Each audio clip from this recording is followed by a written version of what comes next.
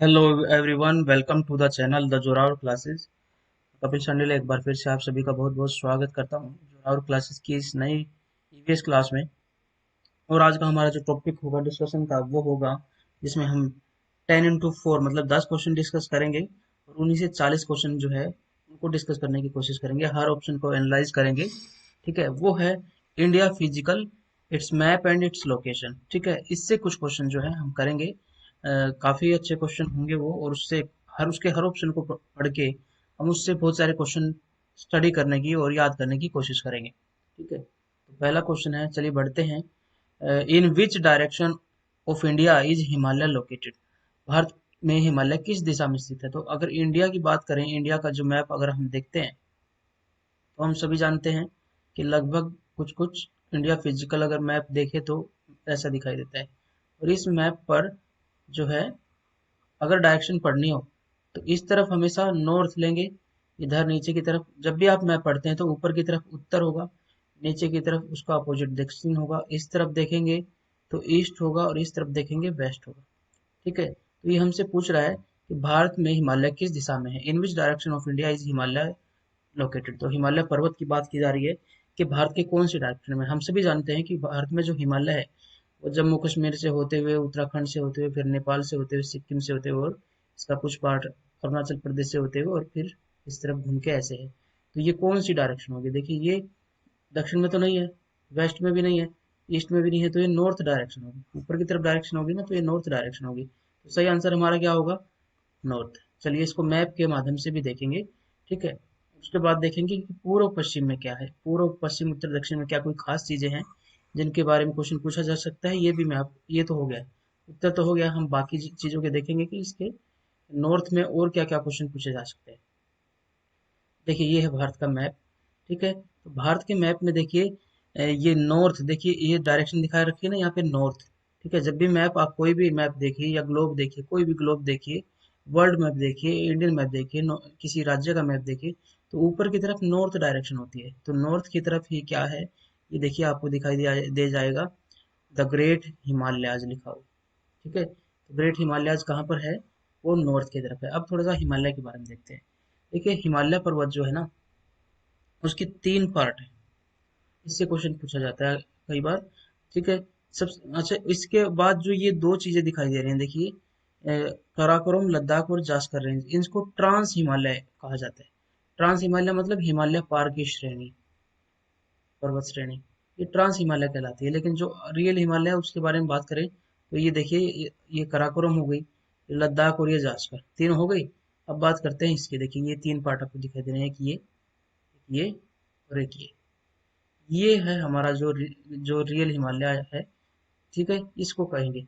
तो सबसे ऊपर की तरफ जो है, ये जो इनर पार्ट, जो कराकोरम जास्कर और लद्दाख रेंज के बाद, कराकोरम लद्दाख और जास्कर रेंज के बाद ये जो पार्ट जो दिखाई दे रहा है बिल्कुल ऊपर की तरफ, इसको कहते हैं इनर हिमालयाज।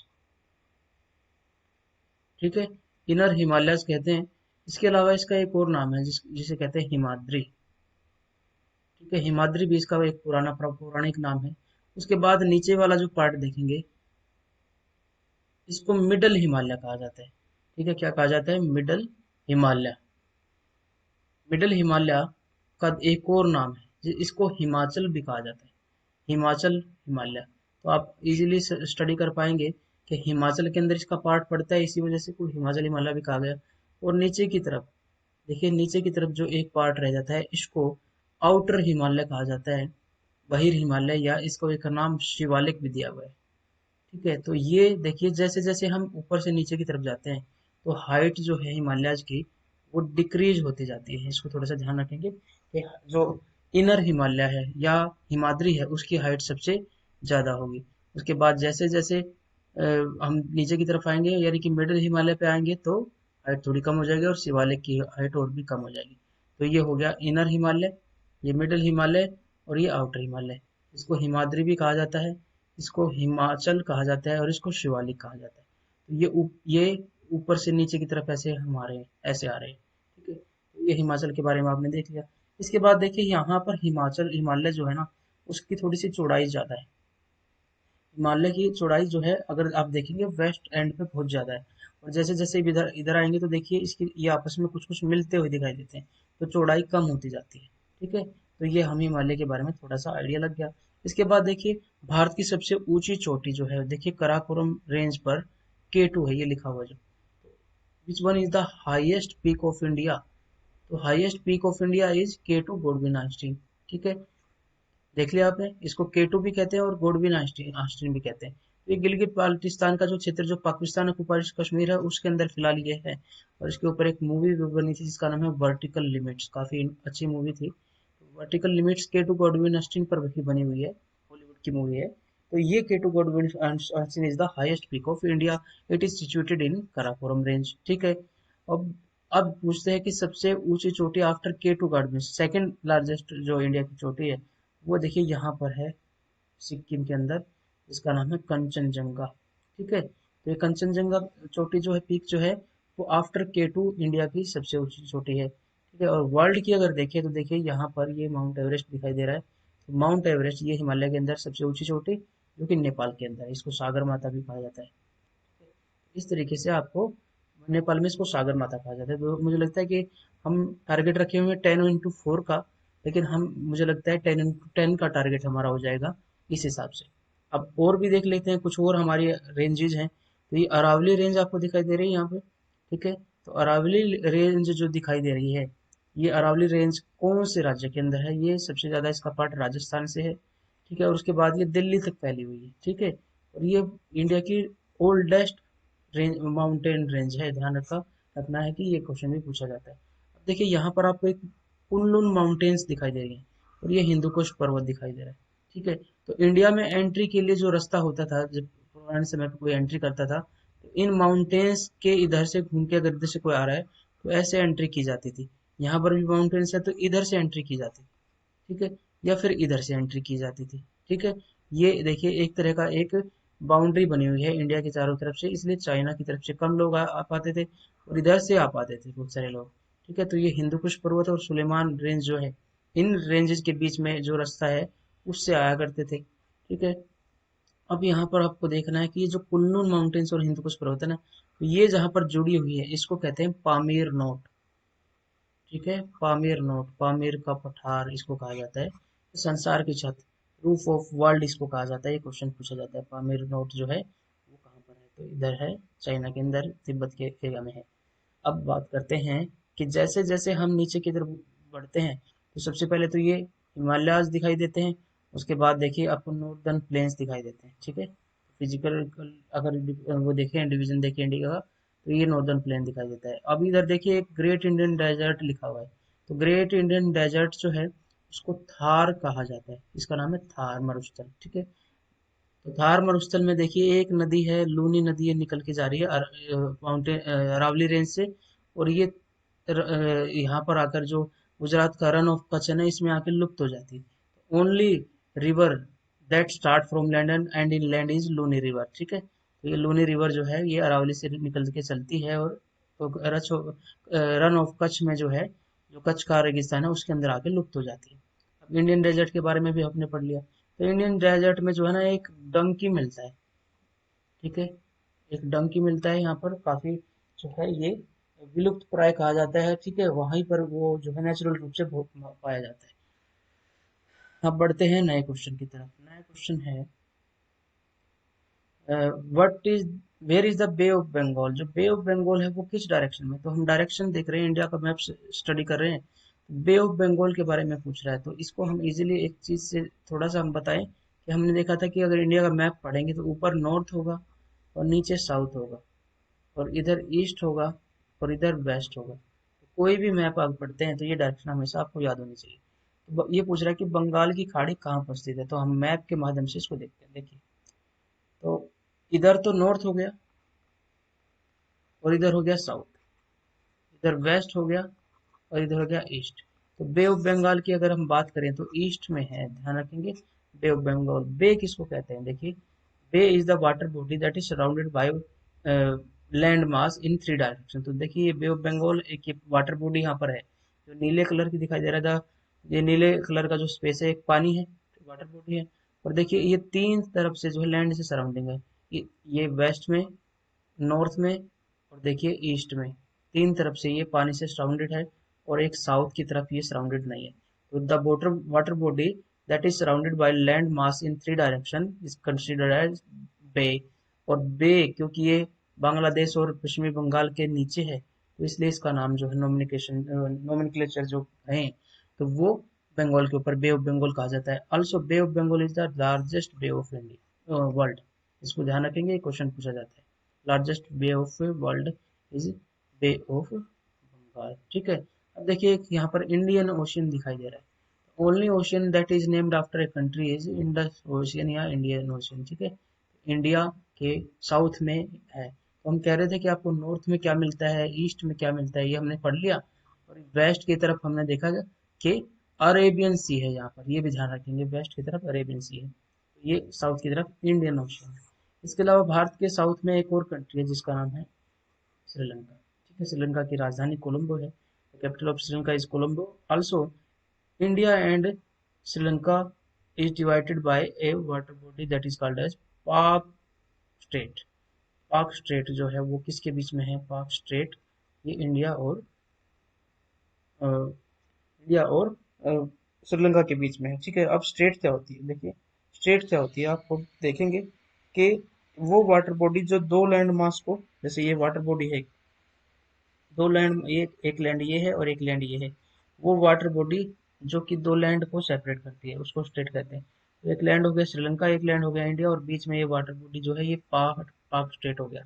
इसकी इसलिए जो है कई बार ये भी पूछा जाता है कि स्ट्रेट क्या होता है। देखिए India is located in, Bharat कौन से जगह पर स्थित है? ग्लोब की बात हो रही है अभी। India is located in northern hemisphere, उत्तरी गोलार्ध में है क्या? साउदर्न हेमिस्फेयर, दक्षिणी गोलार्ध में है, या बोथ साउथ और नॉर्थ दोनों में ही है, या इनमें से कोई भी नहीं है? तो आपने ग्लोब देखा होगा। ठीक है। ग्लोब में आपने स्टडी किया होगा, तो आप देखेंगे कि इधर ये 0 डिग्री इक्वेटर जो है क्रॉस करती है और इसको इक्वली डिवाइड करती है। Only latitude that divide earth into equal part. ठीक है। और ये लार्जेस्ट सर्कल भी है इनको। जो लैटिट्यूड थे लेटी हुई रेखाओं को कहते हैं। मैंने पहले भी पहली क्लास में एक हिंट दिया था कि लैटिट्यूड लेटी हुई रेखा को कहते हैं, और जो ऊपर से नीचे जो ध्रुवों को मिलाने वाली रेखाएं हैं उनको लॉन्गिट्यूड कहा जाता है। क्योंकि आदमी ये देखिए सीधी खड़ी रेखा है ना, लॉन्ग दिखता है इससे आदमी, और ये लेटी हुई रेखाएं हैं तो ये लेटीट्यूड हो गई। मैंने इस तरीके से आपको बताने की कोशिश की थी। अब यहाँ ये नॉर्थ आधा हो गया और ये साउथ हो गया ना। ये पूरा स्फीयर अर्थ का है, उसको दो इक्वल पार्ट में डिवाइड कर दिया, नॉर्थ हेमिस्फीयर हो गया and this is south hemisphere. तो ये नॉर्थ हेमिस्फीयर में है या साउथ हेमिस्फीयर में, सबसे पहले तो देखना है। तो इंडिया जो है ना, देखिए हम दोनों तरीके से समझेंगे। ये है 0 डिग्री इक्वेटर और ये है 0 डिग्री मेरिडियन। इसको कहते हैं प्राइम मेरिडियन, जो कि लंदन के ग्रीनविच से जाती है। ठीक है। तो इस 0 डिग्री के ऊपर नॉर्थ है और नीचे साउथ है, और इस 0 डिग्री के इधर ईस्ट है और इधर वेस्ट है। तो इंडिया की पोजीशन अगर हम देखें तो यहाँ इंडिया यहाँ पर है। ठीक है। तो इंडिया जो है वो, फिर से मैं आपको इसको ड्रॉ करके दिखाता हूँ। ये 0 डिग्री होगी, ये 0 degree, 0 degree latitude, 0 degree longitude. ठीक है। इसको प्राइम मेरिडियन कहते हैं, इसको भूमध्य रेखा कहते हैं। तो इंडिया जो है ना वो यहाँ पर, देखिए अब ये नॉर्थ हो गया क्योंकि 0 डिग्री लैटिट्यूड के ऊपर नॉर्थ है और ये साउथ है, और ये ईस्ट हो गया। तो अगर अगर केवल हेमिस्फेयर इस तरह से आंसर बनता है तो हमारा सही आंसर होगा नॉर्दर्न हेमिस्फेयर। लेकिन अगर नॉर्थ ईस्ट पार्ट में दिया हुआ है तो भी हमारा आंसर ठीक हो सकता है। ठीक है। तो ये हमारा सही आंसर हो गया नॉर्दर्न हेमिस्फेयर। अब बात करते हैं नेक्स्ट क्वेश्चन की। देखिए थोड़ा सा मैं ग्लोब से दिखा भी देता हूँ। देखिए ये है 0 डिग्री लॉन्गिट्यूड या अक्षांश रेखा।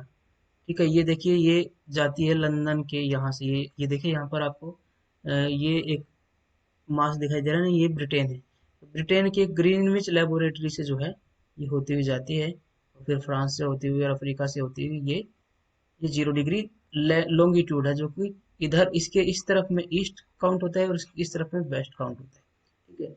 अब एक 0 डिग्री देखिए ये दिखाई दे रही है, तो ये 0 डिग्री कौन सी है? ये 0 डिग्री इक्वेटर है या भूमध्य रेखा जिसको कहते हैं। तो 0 डिग्री देखिए, अब इंडिया की पोजीशन आप समझ पाए कि 0 डिग्री जो लेटीट्यूड है ये ग्लोब को दो पार्ट में डिवाइड करता है, एक तो नॉर्थ हेमिस्फेयर और एक साउथ हेमिस्फीयर में। उसके बाद ये ईस्ट हो गया और नॉर्थ, तो नॉर्थ ईस्ट में इंडिया है, तो ये देखिए इंडिया ये रहा। ठीक है, तो हम इसको इजिली अच्छे से समझ पाए। अब देखते हैं which country share land boundary with which country share land boundary with 7 countries. तो कौन सी कंट्रीज जो है वो कंट्री जो है वो 7 कंट्रीज के साथ लैंड बाउंड्री शेयर करती है। तो क्योंकि इंडिया हम पढ़ रहे हैं, हम थोड़ा हिंट भी इसको ले सकते हैं कि भारत ही वो कंट्री है जिसकी जो वो लगती है, सीमा लगती है, वो 7 देशों के साथ लगती है। लैंड बाउंड्री की बात कर रहे हैं, ना कि सी बाउंड्री की। ठीक है, तो ये हमारा सही आंसर क्या हो जाएगा, भारत। हम एक मैप के माध्यम से अपने पड़ोसी देशों को देख लेते हैं। ये हो गया पाकिस्तान, तो ये लैंड बाउंड्री इसके साथ लग ही रही है। इसके अलावा भले ये हिस्सा पाक ऑक्युपाइड कश्मीर है, लेकिन फिर भी हम इसको अपना पार्ट कर मानते हैं।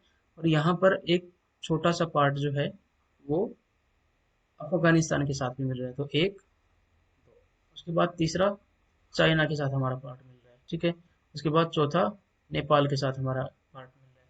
उसके बाद पांचवा भूटान के साथ जो है हमारा पार्ट मिल रहा है।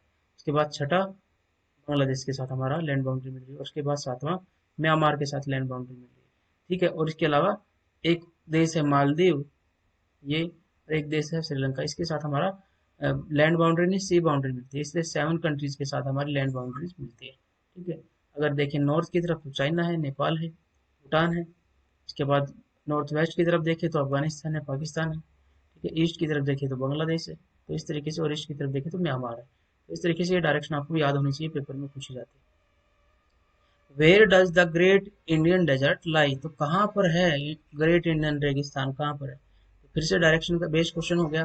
तो हमने बात की थी कि द ग्रेट इंडियन डेजर्ट जो है वो राजस्थान के अंदर है। और राजस्थान की बात करें अगर इंडिया के मैप के अंदर, तो वो नॉर्थ वेस्ट की तरफ हो जाता है। कभी कभी उसको वेस्ट भी काउंट कर लेते हैं। ठीक है, तो ये हो गया हमारा राजस्थान। देखिए ये नॉर्थ है, ये साउथ है, ये वेस्ट है और ये ईस्ट है। तो देखिए यहाँ पे आ जाएगा the western part of India.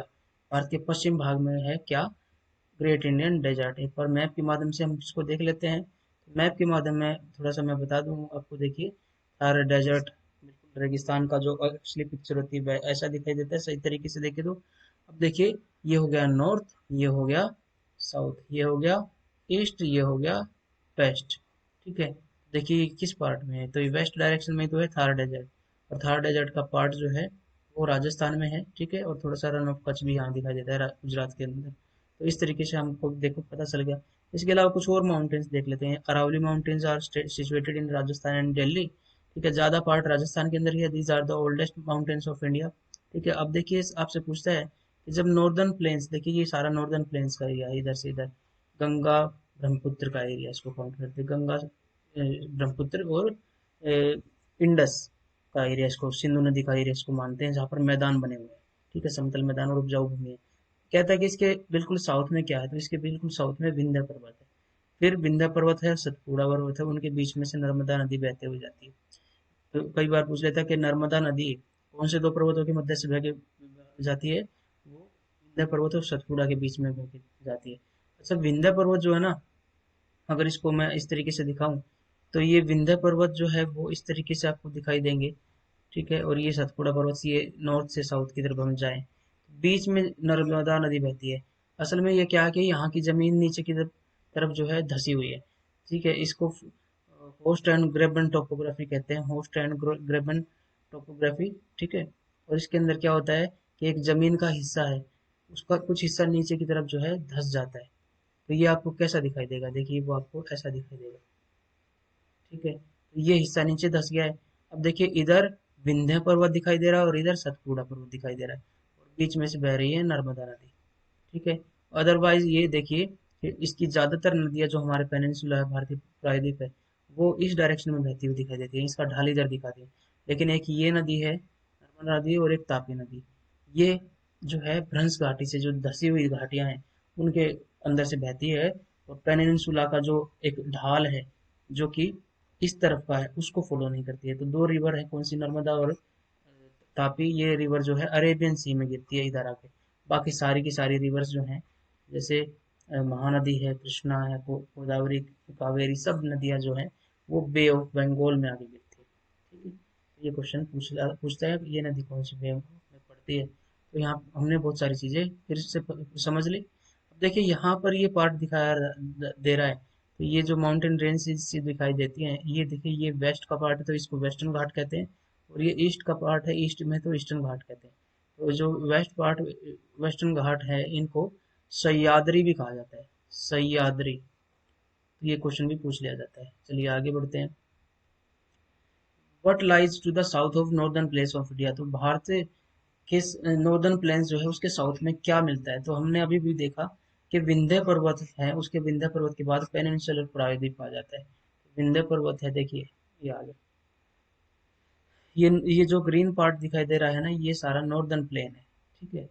Northern plain के बाद जो है ये जो पार्ट देखिए यहाँ पे विंध्यन रेंज आ जाती है, तो विंध्यन रेंज है। कभी कभी विंध्यन रेंज ना दिया हो तो फिर आपको पेनिनसुला का आंसर देना पड़ेगा, जो ट्रेंगुलर शेप का पेनिनसुला है, ये आंसर हमारा हो जाएगा। तो असल में तो अगर ऑप्शन में विंध्यन रेंज है तो बिल्कुल साउथ में इसके विंध्यन रेंज है। ये ऑप्शन ना दिया हो तो फिर पेनिनसुलर इंडिया आ जाएगा, पेनिनसुला आ जाएगा, ठीक है। अब बात करते हैं, कुछ और चीजें देख लेते हैं उस मैप के अंदर, ठीक है। हम्म ये हमने वेस्टर्न घाट देख लिया, इनको सह्याद्री कहा जाता है। ये ईस्टर्न घाट हमने देख लिया। ये इनकी सबसे ऊंची चोटी महेंद्रगिरी है, ठीक है। उसके बाद देखिए यहाँ पर हमने गंगेटिक प्लेन देख लिया था, नॉर्दर्न प्लेन्स देख लिया था। ये अरावलीज रेंज देख ली, और ये ग्रेट इंडियन डेजर्ट देख लिया यहाँ पर। उसके बाद देखिए यहाँ पर हमने ग्रेट हिमालय देख लिया, ठीक है। तो मोटी मोटी सी चीज़ें हमने फिर से रिवाइज कर ली। अब चलते हैं किसकी तरफ, एक क्वेश्चन जो है मुझे लगता है स्किप हो गया, वापस आते हैं स्लाइड पे। दिस इज, हाँ ये क्वेश्चन है, where do the rivers Mahanadi Godavari Krishna and Kaveri drain, तो ये कावेरी नदियां कहाँ पर गिरती हैं, ठीक है। ये सही आंसर है ना, कहाँ ड्रेन करती है, मतलब अपना पानी कहाँ पर लेके जाती है। तो ये कौन सी नदी है, महानदी, गोदावरी कृष्णा और कावेरी। तो ये चारों नदियों के बारे में हमने देखा था कि ये सारी नदियां जो है वो पेनिनसुला का जो ढाल है उसको फॉलो करती है, ठीक है। इसके बाद वो बे ऑफ बंगाल में जाके गिर जाती है, बे ऑफ बंगाल में, यानी कि ईस्ट की तरफ फ्लो करते हुए, ठीक है। बंगाल की खाड़ी इसका सही आंसर हो गया, ठीक है। मैप से इसको दिखाते हैं। ये देखिए ये महानदी है, ये भी बे ऑफ बंगाल में आ रही है। ये गोदावरी नदी है, ये भी बे ऑफ बंगाल में आ रही है। ये कृष्णा नदी, ये भी बे ऑफ बंगाल में आ रही है। और ये कावेरी नदी, ये भी बे ऑफ बंगाल में आ रही है। केवल एक नर्मदा और तापी नदी ऐसी ताप्ती नदियां हैं जो कि अरेबियन सी में आके गिरती हैं, ठीक है। तो ये क्वेश्चन बहुत इंपॉर्टेंट रहते हैं। इसके बाद नर्मदा नदी का उद्गम सोर्स पूछ लेते हैं, ये अमरकंटक प्लेचो से निकलती है, ठीक है। ये बहुत पूछा जाता है। अमरकंटक प्लेचो से दो नदियां निकलती है, एक नर्मदा नदी और एक है सोन नदी। सोन नदी गंगा की सहायक नदी है, the only river that flows that join Ganga flowing from south, south की तरफ से आगे ज्वाइन करती है गंगा को। तो सोन नदी, ये दोनों ही अमरकंटक से निकलती हैं। ये क्वेश्चन बहुत, दोनों से क्वेश्चन बहुत इंपॉर्टेंट रहते हैं। और देखिए नर्मदा नदी का हमने बताया कि विंध्य पर्वत और सतपुड़ा पर्वत के बीच में से बहती है ये, ठीक है। और ये भ्रंश घाटी से होकर बहती है, यानी कि रिफ्ट वैली से होकर हुए बहती है। अब देखते हैं नेक्स्ट क्वेश्चन। राजस्थान में कौन सी पहाड़ी स्थित है, which hills are located in Rajasthan. Rajasthan में कौन सी पहाड़ी है, पश्चिमी घाट है क्या, या हिमालय, या ये सभी है, कौन सा है बताइए। अरावली पर्वत है, तो आपको आंसर पता होना चाहिए मुझे लगता है। The Aravali hills are present in Rajasthan, ठीक है। Aravali hills are the oldest mountain of India, ठीक है, ओल्डेस्ट माउंटेन्स ऑफ इंडिया। ये क्वेश्चन भी पूछा जाता है, ठीक है। और ये राजस्थान में, इसका कुछ पार्ट थोड़ा बहुत दिल्ली की तरफ दिखाई देता है, ठीक है। तो अरावली हिल्स हमने देख लिया। और देखिए राजस्थान की जो अरावली हिल्स है उसकी तरफ, उसकी वेस्ट की तरफ है थार डेजर्ट, ठीक है। इस तरफ का एरिया डेजर्ट का नहीं है, ये वाला पार्ट जो है थार डेजर्ट से है। और अरावली हिल्स पर जो है माउंट आबू नाम का स्थान है, जो कि एक फेमस हिल स्टेशन है, तो ये भी राजस्थान में हो गया, ठीक है। इसके अलावा यहाँ पर माउंट अरावली हिल्स में माउंट आबू पर दिलवाड़ा का जैन मंदिर है, ठीक है। ये क्वेश्चन भी बहुत ज़्यादा पूछा जाता है, दिलवाड़ा का जैन मंदिर कहाँ पर है, ये भी अरावली हिल्स पर है, राजस्थान के अंदर।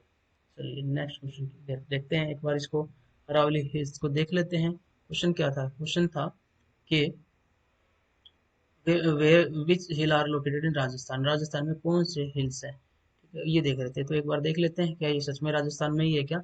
अब देखिए ये है हमारा राजस्थान, ठीक है, with the Indian of with the Indian of with the people of India, ठीक है। तो पूरा देश में हम कहीं पे भी रह सकते हैं, तो ये राजस्थान में हमारा पार्ट हो गया राजस्थान का। और यहाँ पर देखिए थार डेजर्ट आपको दिखाई दे रहा है। उसके बाद देखिए यहाँ पर अरावली रेंज आपको लिखा हुआ दिखाई देगा। ठीक है, तो Aravali range are present in Rajasthan. ठीक है, ये हमारा सही आंसर हो गया। अब पढ़ते हैं number of states in India divided for administrative purpose. ये पूछ रहा है कि भारत में राज्यों की संख्या कितनी है जो कि प्रशासनिक उद्देश्यों से बनाई गई, मतलब बहुत बड़े बड़े राज्य ना बना के और उन छोटे छोटे राज्य बना के उनका प्रशासन संभाला जाता है। तो क्वेश्चन को थोड़ा घुमा के या कंफ्यूज करके पूछ रहा है। असल में ये पूछ रहा है कि राज्यों की संख्या कितनी है। ये क्वेश्चन थोड़ा सा ध्यान देने वाला क्वेश्चन बन जाता है, क्योंकि कुछ टाइम पहले की बात है कि भारत में 29 तो स्टेट थे, 29 states were India in India and 7 union territory थी। लेकिन जब 370 धारा इसको खत्म किया गया तो जम्मू कश्मीर को दो पार्ट में डिवाइड कर दिया गया और दोनों ही यूनियन टेरिटरी बना दी गई। तो उस हिसाब से देखिए देखिए पहले 29 थे स्टेट और फिर थे 7 यूटी थे। तो अब यहाँ पर देखिए जम्मू कश्मीर को तोड़ा गया तो 28 रह गए। ठीक है, और उसके बाद क्योंकि 7 और जम्मू कश्मीर को और लद्दाख को दोनों को ही पार्ट को यूटी बनाया गया है। एक यूटी ये हो गई, एक यूटी हो गई। तो ये होना चाहिए हमारा सही आंसर कि 28 राज्य हो गए और 9 यूनियन टेरिटरी हो गई। लेकिन हमारा ये गलत है, क्योंकि इसमें देखिए इन्होंने क्या किया, जम्मू कश्मीर और लद्दाख को यूटी तो बनाया हुआ है बिल्कुल एज इट इज है। थोड़े दिन बाद इन्होंने कहा भी कि JNK को जो हम स्टेट बना देंगे, लेकिन फिलहाल की पोजीशन ये है कि ये दोनों ही यूटी हैं। लेकिन यहाँ इन साथ में कुछ चेंज किया गया है, साथ ही साथ 370 धारा जब हटाई गई, बिल पास किया गया, तो इनमें एक और चेंज किया गया था कि दादर नगर हवेली, एक तो यूनियन टेरिटरी ये थी और एक दमन एंड दीव था। ये दो यूनियन टेरिटरी थी, इन दोनों को जोड़ दिया गया है। तो ये दो 9 हुआ था ना, ये इसको फिर से 8 हो गया। ठीक है, तो अगर आज हम देखें आज की सिचुएशन में, तो हमारे देश में टोटल कितने स्टेट्स हैं, 28 है। और यूटी कितनी है, वो 8 है। ठीक है, और इस यूटी में से एक यूटी जो है जम्मू कश्मीर घट जाएगी थोड़े दिन बाद और ये वो स्टेट बन जाएगी। लेकिन फिलहाल क्वेश्चन अगर कोई आता है तो ये क्वेश्चन सही आंसर होगा। ठीक है, तो हमारा सही आंसर हो गया 28। ठीक है, अब बात करते हैं मैप में, इसको देखते हैं। देखिए ये देखिए लद्दाख बड़ा यूटी बना दिया गया है और ये कोशिश की गई है कि जो हमारी प्रॉब्लम नेबर स्टेट के साथ जो बाउंड्रीज है उसको हम टैकल करें, यूनियन टेरिटरी यानी सेंटर खुद टैकल करे।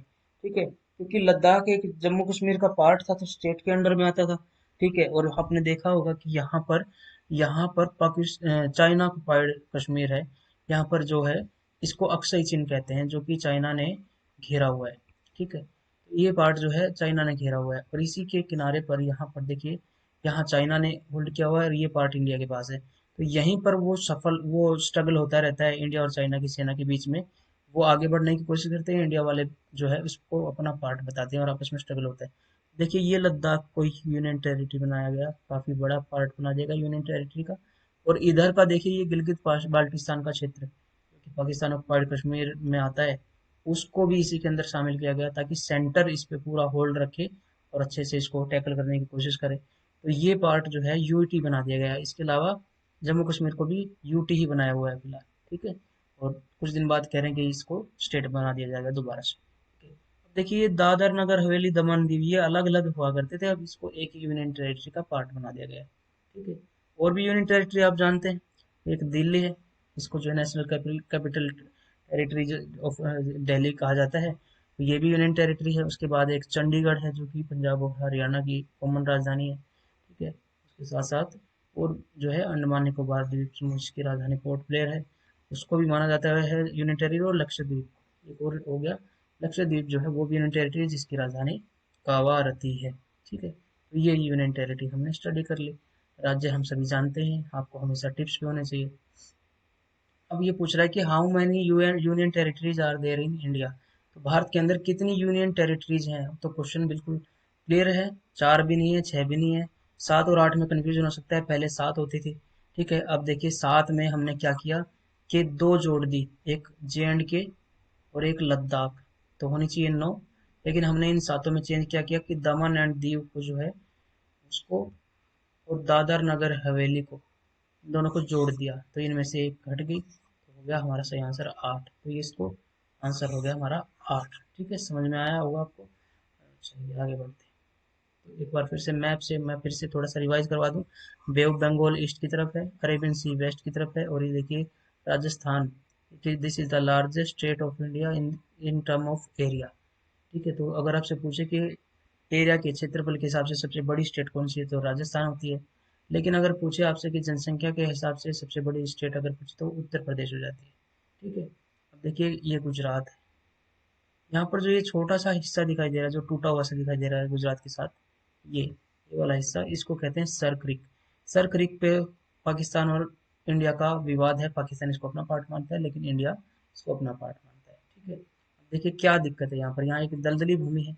ठीक है, तो इंटरनेशनल जो रूल्स है वो ये कहता है कि कोई भी वाटर बॉडी है, मान लीजिए एक कंट्री यहाँ पर है और एक कंट्री यहाँ पर है, तो इस वाटर बॉडी के बीच में से एक लाइन जाएगी जो कि बाउंड्री बनाएगी। ठीक है, लेकिन पाकिस्तान क्या कह रहा है कि इधर से बाउंड्री बनाओ जी। ठीक है, और ये इतना सारा पार्ट अपने पास लेना चाहते हैं, ये भी और ये भी। एक इंडिया कहता है कि हम बीच में से लाइन ड्रॉ करेंगे, जैसे इंटरनेशनल नॉर्म्स है उसको फॉलो करेंगे। तो यहाँ पर सर क्रिक का जो विवाद है गुजरात के अंदर, ये सर क्रिक जो है पाकिस्तान और इंडिया के बीच में है। और ये देखिए, ये सर क्रिक का ही बिल्कुल, ये जो बिल्कुल यहाँ पे एज है, यहीं पर इंडिया का ईस्ट वेस्टर्न मोस्ट साइट है। ठीक है, जो कि 68 degree and 7 minute east longitude यहाँ पर है, और यहीं इसी को सबसे वेस्टर्न मोस्ट पार्ट माना जाता है, जिसको जो स्थान है उसका उसको कहते हैं गौर माता, और ये सर क्रीक के अंदर है। ठीक है, तो यहाँ ये सौराष्ट्र का पार्ट है। ठीक है, ये सौराष्ट्र है यहाँ पर, ये काठियावाड़ है। तो कई बार क्वेश्चन पूछता है कि यहाँ सौराष्ट्र जो गुजरात का है, और ये देखिए ये जो बिल्कुल वेस्ट में पार्ट है, ये 97 डिग्री 25 मिनट ईस्ट लॉन्गिट्यूड है। इन दोनों के बीच में जो है ना 2 घंटे का दिन का डिफरेंस है। अगर यहाँ सूरज 4 बजे निकलता है तो यहाँ 6 बजे निकलता है लोकल टाइम अगर देखें। तो इसका कारण ये है कि देखिए बीच में इनका जो डिफरेंस है ना, वो 2 घंटे का डिफरेंस, हर कितने डिग्री का डिफरेंस होगा, हर डिग्री पे होगा 4 मिनट का डिफरेंस, जैसे कि हमने लॉन्गिट्यूड की क्लास में देखा है। तो इनके बीच में लगभग लगभग जो है आप देखेंगे कि 30 डिग्री का डिफरेंस है। ठीक है, 30 डिग्री का डिफरेंस है। 1 डिग्री लॉन्गिट्यूड पे 4 मिनट जो है बढ़ जाते हैं जब हम ईस्ट की तरफ बढ़ते हैं। ठीक है, इधर हम ईस्ट की तरफ जाएंगे, तो अगर 30 डिग्री है डिफरेंस इन दोनों के बीच में, इंटू 4 यानी कि 120 मिनट हो गया। ठीक है, तो इसी वजह से जो है सौराष्ट्र गुजरात और ये पार्ट और ये पार्ट के बीच में लगभग 2 घंटे का डिफरेंस है सनराइजेज में। ठीक है, तो ये हो गया लोकल टाइम। लेकिन हमने एक टाइम जो है ना वो डिसाइड किया हुआ है, एक लाइन में जो बिल्कुल बीच से जाती है भारत के। ठीक है, उसको हमने जो है क्या किया है, उसको हमने बना लिया है अपनी स्टैंडर्ड टाइम लाइन। ठीक है, इंडियन स्टैंडर्ड टाइम जो है भारत की प्रमुख जो टाइम जोन की रेखा है वो ये है 25 डिग्री 82.5 डिग्री, 82.5 डिग्री। और ये जाती है यूपी, एमपी, आंध्र प्रदेश, ठीक है, छत्तीसगढ़ और उड़ीसा, 5 स्टेट से होके जाती है।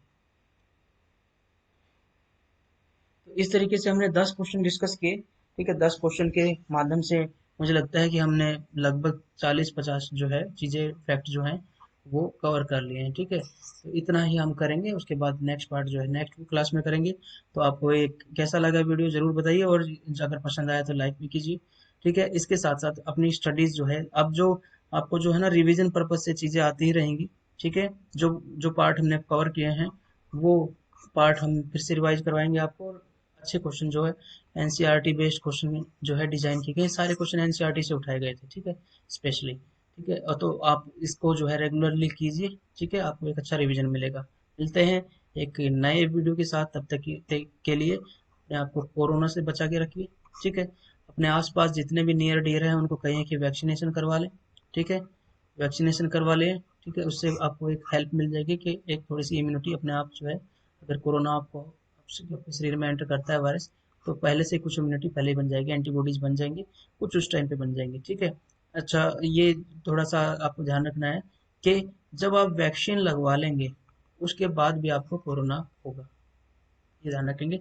बस वो एसिम्प्टोमेटिक हो जाएगा, मतलब वो आप पे हावी नहीं होगा और सिम्टम दिखाई देंगे, सिम्प्टोमेटिक। ठीक है, क्योंकि मेरे फ्रेंड है उसने वैक्सीन 2 डोजेज लगवा ली थी।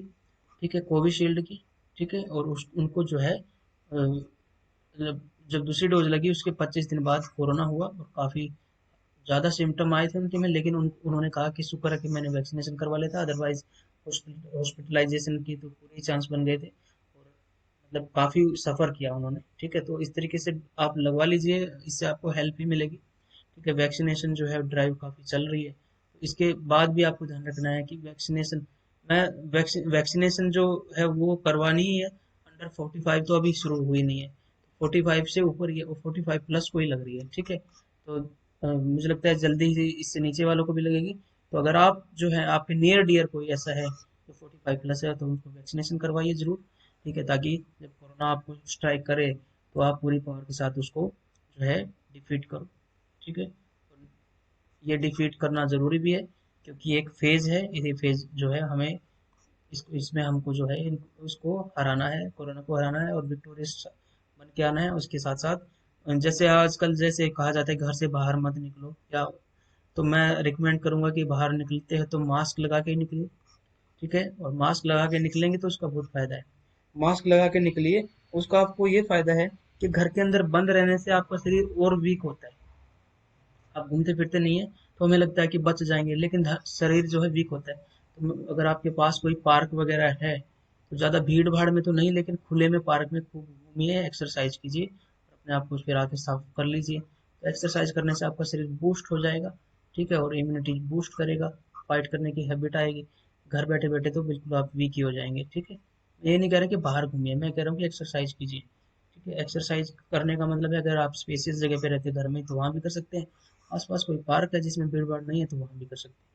मेरा कहने का मतलब है कि अपने आप को जो है एक्सरसाइज करवानी है, अपने आप को जो है थोड़ा सा मजबूत बनाना है।